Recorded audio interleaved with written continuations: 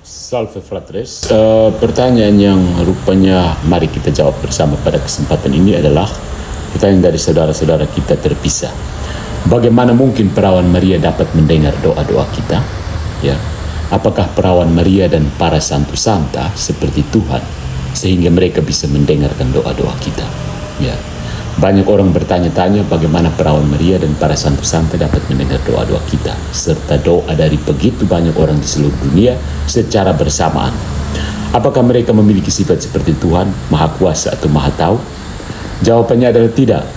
Perawan Maria tidak memiliki atribut ilahi seperti itu.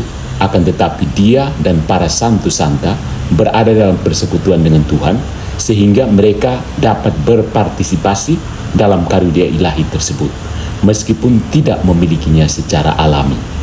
Mereka menerimanya melalui rahmat Tuhan. Bagaimana caranya? Melalui Yesus yang dengannya mereka berada dalam persekutuan penuh. Mereka mengetahui permohonan kita. Bagi Tuhan tidak ada yang mustahil, bukan? Hal penting lainnya adalah memahami bahwa dalam kekekalan eternitas, waktu tidak lagi berjalan seperti di dunia. Di alam kekekalan, waktu tidak ada. Nah, itulah sebabnya teolog Karl Rahner mengatakan bahwa Tuhan adalah satu momen yang tidak pernah berlalu. Bagi dia tidak ada masa lalu, sekarang atau masa depan seperti yang kita alami. Bagi Tuhan semuanya adalah saat ini, sekarang dan selama-lamanya. Waktu menciptakan masa lalu dan masa depan, tetapi ketika waktu tidak ada, yang ada hanyalah saat ini. Ini berarti bahwa dalam Tuhan, perawan Maria dan para santo santa tidak memerlukan waktu untuk menanggapi permohonan banyak orang yang meminta bantuan mereka. Di dunia, jika Anda ingin melayani 10 orang dengan 10 menit untuk setiap orang, Anda membutuhkan 100 menit. Namun di alam kekekalan, eternitas, hal itu tidak diperlukan karena waktu tidak ada. Semua permohonan dijawab dalam saat yang sama, yang setara dengan 100 menit di dunia. Jadi waktu itu juga sebenarnya relatif ya. Bahkan di dunia, waktu bersifat relatif. Albert Einstein, peraih Nobel Fisika, melalui teori relativitasnya, menunjukkan bahwa durasi suatu fenomena dan ruang yang ditempatinya bergantung pada kecepatan objek yang diamati. Misalnya, sebuah penggaris mister sepanjang 20 cm jika diukur dengan kecepatan mendekati kecepatan cahaya 0,99 kecepatan cahaya akan tampak hanya 18,99 cm, artinya menempati ruang yang lebih kecil.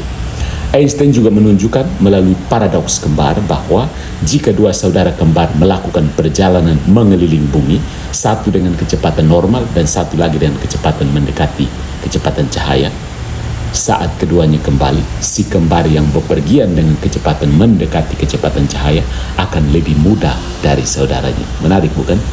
Jika waktu sudah relatif dalam kehidupan di dunia ini, di kehidupan selanjutnya akan sangat berbeda dari realitas kita. Ini menjelaskan sedikit tentang bagaimana para santo santa dan perawan Maria dapat menanggapi permohonan semua orang tanpa kesulitan waktu dan ruang dan tanpa perlu memiliki atribut Tuhan. Mereka yang mencapai kekekalan di sana akan mereka yang mencapai kekekalan akan memahami kondisi ruang dan waktu ini. Ya. Jadi dengan pemahaman ini kita melihat bahwa kuasa Tuhan melampaui batas dan waktu, batas ruang dan waktu, beyond spasio-temporal, dan melalui persekutuan dengan Dia, perawan Maria dan para santo santa bisa mendengar dan menanggapi doa-doa kita. So, let's pray. Santa Maria Bunda Allah, doakanlah kami yang berdosa ini sekarang dan waktu kami mati.